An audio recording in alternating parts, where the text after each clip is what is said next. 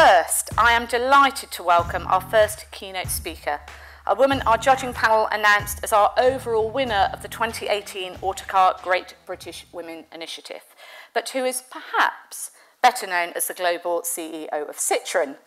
Linda Jackson has held the top job at Citroën since 2014, prior to which she was Managing Director of Citroën UK and Ireland, having risen through the ranks of the car industry in a variety of finance and sales roles at MG Rover Europe, Citroën UK and Citroën France. Since taking the top job, she has overseen a transformation of the brand's standing from, if we could be so bold as to say, one of many mass market car makers to one that is leaning on its history to create a distinctive future.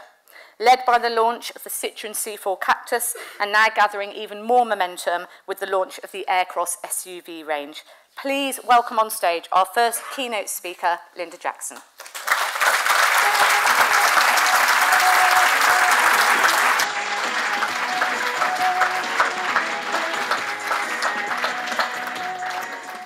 Well, first of all, I'd like to say that it's a real honour to be with you today and a great privilege to be named as the most influential British woman in the car industry for a second time. So a sincere thank you to everyone at Autocar and the SMMT for this very prestigious accolade, and more importantly, for continuing to celebrate the great British women in the automotive industry. And it's wonderful to see so many of you here.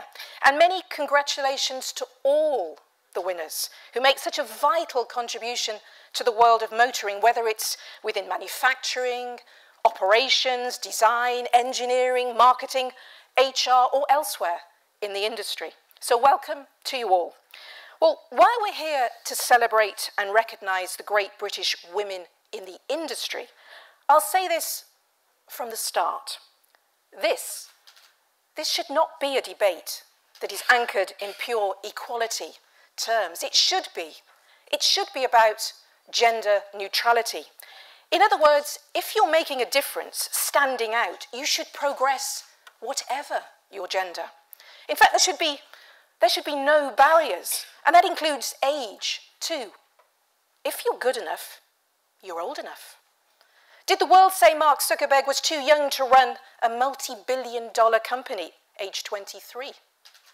Or Myra Black, the Scottish National Party's youngest ever MP, who at the age of 20 gripped the nation with her maiden speech in 2015 and has continued to be a force in shaping the political landscape in Scotland and beyond. So it's also just as important that this neutrality should extend to culture and nationality too. You know, as a British woman leading a French company on a global stage, you could argue I'm living proof of that.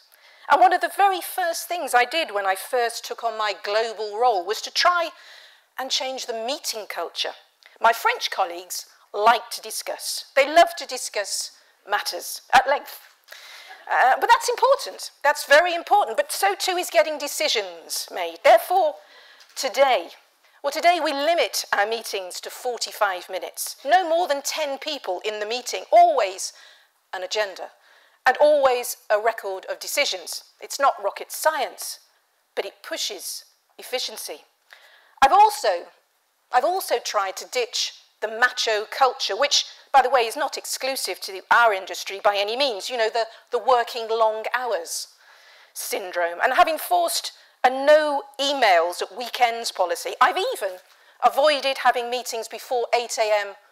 or after 6 p.m, as I believe that maintaining a work-life balance is very, very important to keeping a healthy mind. And on both those points, anyone could have made those decisions. Men, women, young or experienced. They are not exclusive to my gender. And having said that, when we're talking about equality and the role women play, can play, should play, how they are treated, viewed in society, in the workplace, in the automotive industry, and I couldn't stand here today without referencing the landmark Hollywood-born and driven movement of Time's Up over the last 12 months. it has dominated the headlines in the wake of the Harvey Weinstein allegations, and coupled with the runaway success of a series of female lead films in 2017, has brought equality and empowerment back to the forefront of the global consciousness in an industry which is by nature very public-facing. Much like Hollywood, the car world remains massively male-dominated. The Institute of the Motor Industry reports the automotive staffing mix is 10-to-2 ratio of men to women, 10-to-2. And this age-old stereotype still exists of men as the car mechanics and the car buyers, and the women as the meek and the mild partners who like pink and can't park.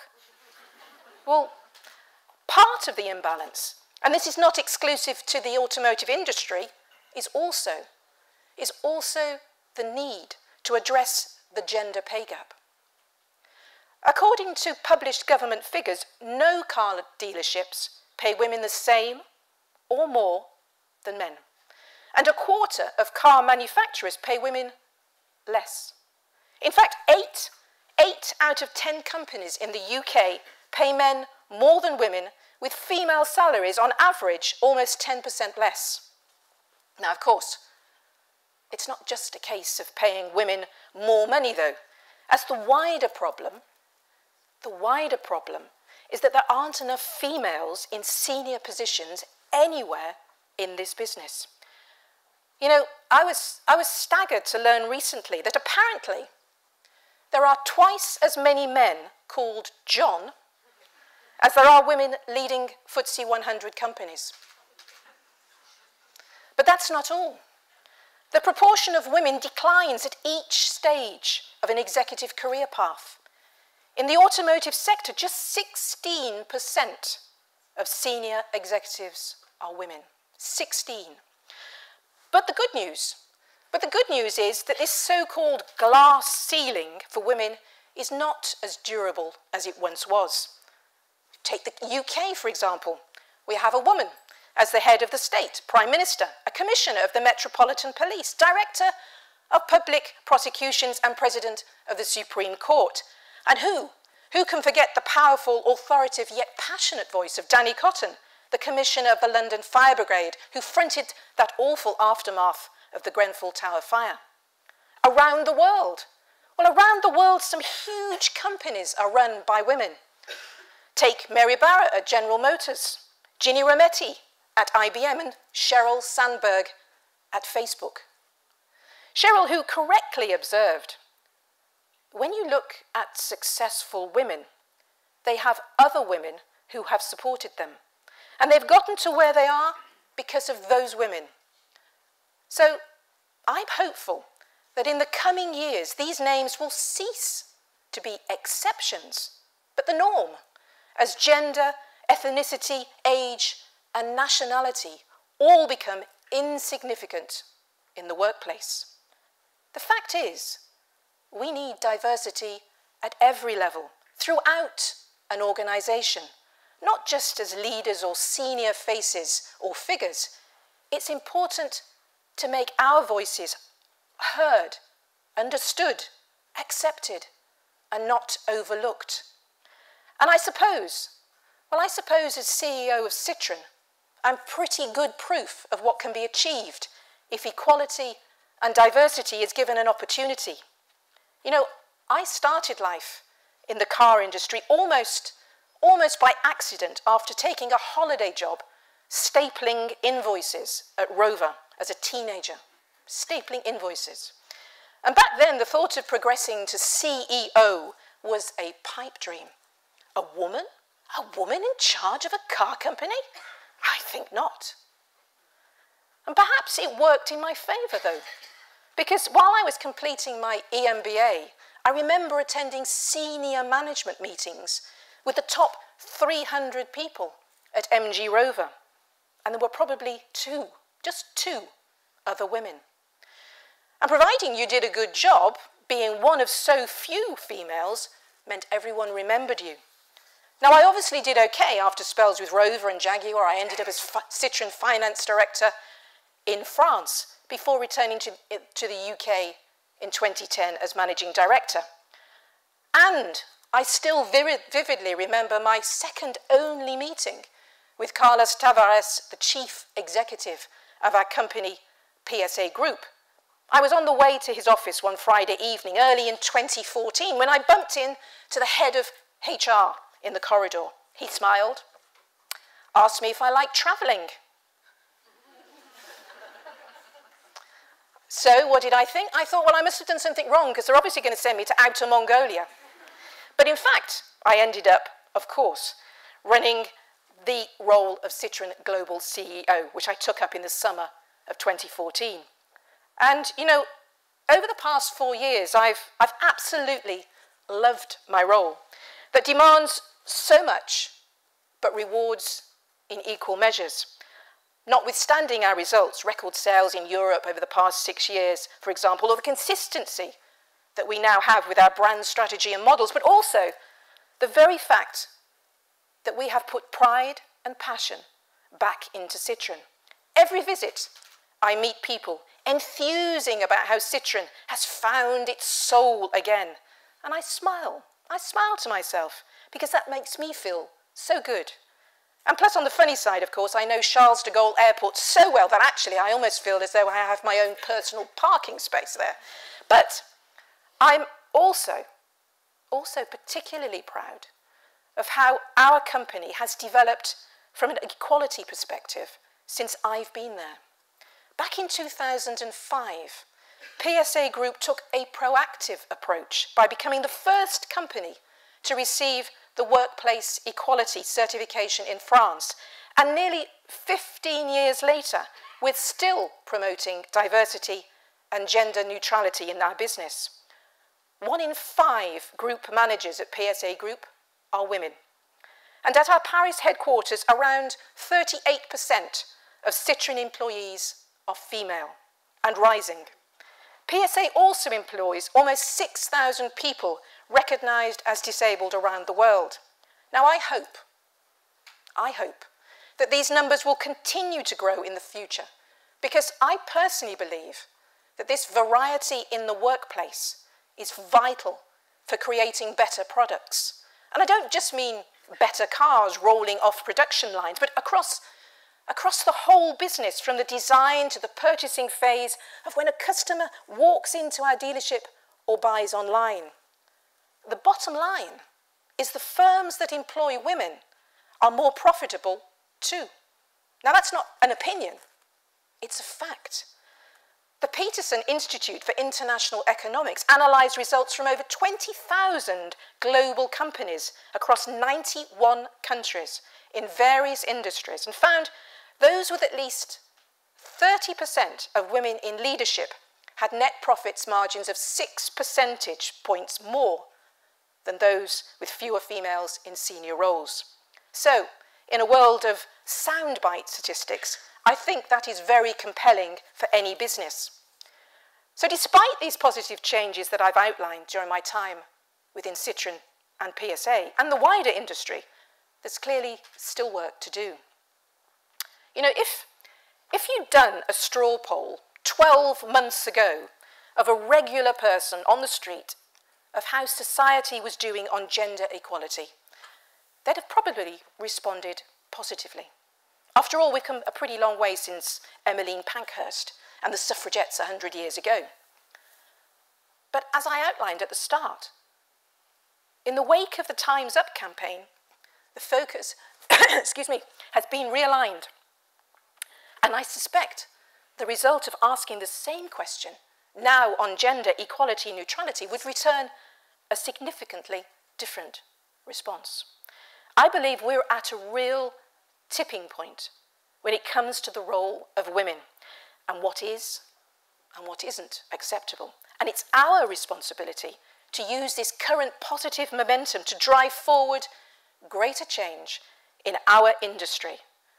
Now, while many of these seismic changes will take place on a global generalist stage, we can perhaps look at how other industries are actually responding to the issue and started to level the playing field. Maritime, for example, has around 1.25 million seafarers in the world, but fewer than 2% are women. And to address this remarkable imbalance, the industry set up the Women in Maritime Task Force in 2017. Chaired by Sue Teroplowski, OBE, President of the Women's International Shipping and Trading Association, the task force aims to promote career progression of women in the sector, recruit the next generation, and address the lack of females in senior executive positions.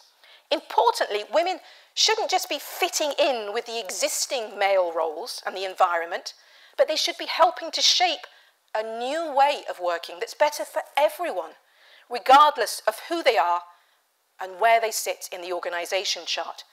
That belief is why PSA and many other companies like ours are supporting the Women's Empowerment Principles, a UN initiative, which offers an internationally recognised standard across the board. Its principles focus on treating men and women as equals at work, promoting education and training for women and ensuring the health, safety and well-being of all workers, regardless of gender, age, ethnicity or nationality. Joined up thinking on a global scale, like this UN project, is a fantastic way to promote change and get everyone pulling in the right direction. But a word of caution. We must avoid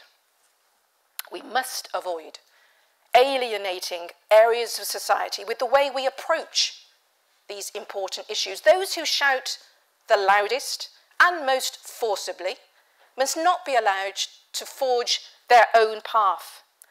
And there's also a concern that the ultimate goal of equality is blown off course by a confusion over what feminism means.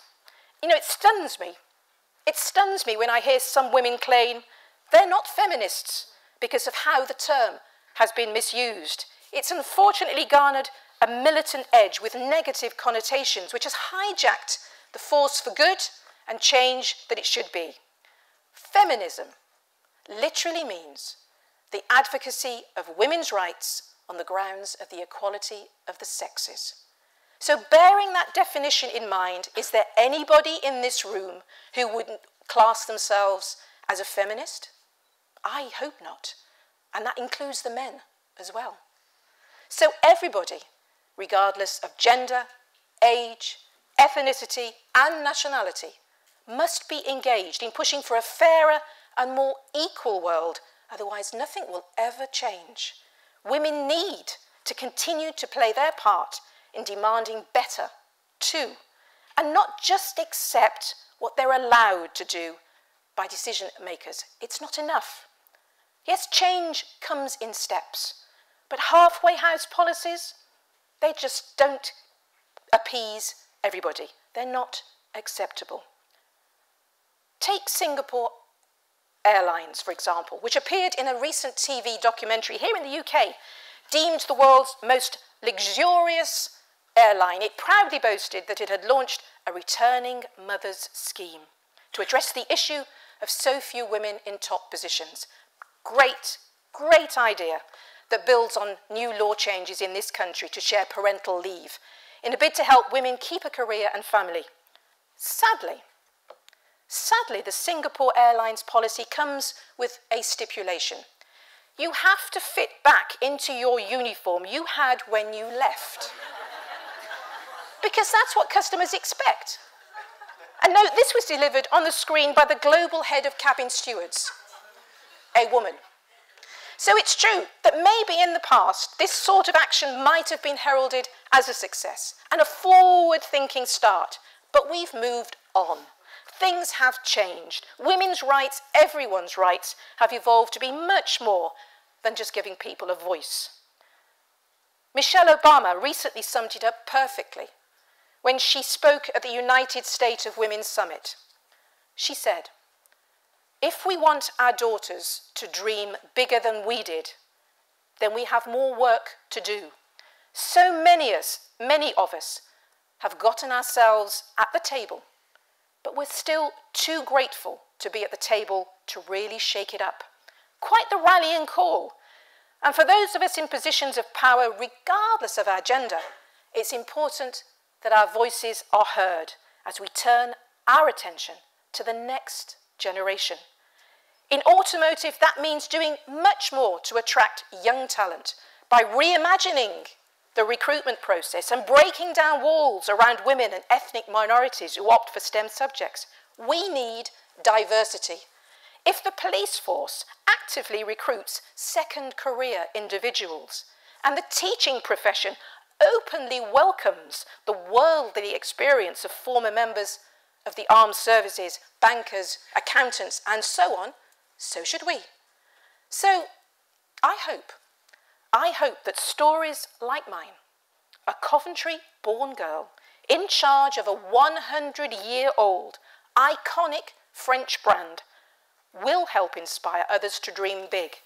And I hope too that careers like these become normality rather than anomaly in the not too distant future. Awards like these, which we celebrate here today, also have their part to play to encourage even more women to pursue a career in automotive and get to the very top, because I can assure you that the view is pretty great from the top. Automotive is one of the most pioneering industries when it comes to future technology. So why can't we become a leader in equality and diversity and show other sectors how it's done? There's a huge wealth of talent in our sector, and it's a truly exciting industry to be part of. And long, long may it continue. Thank you, and enjoy the rest of your day. Thank you.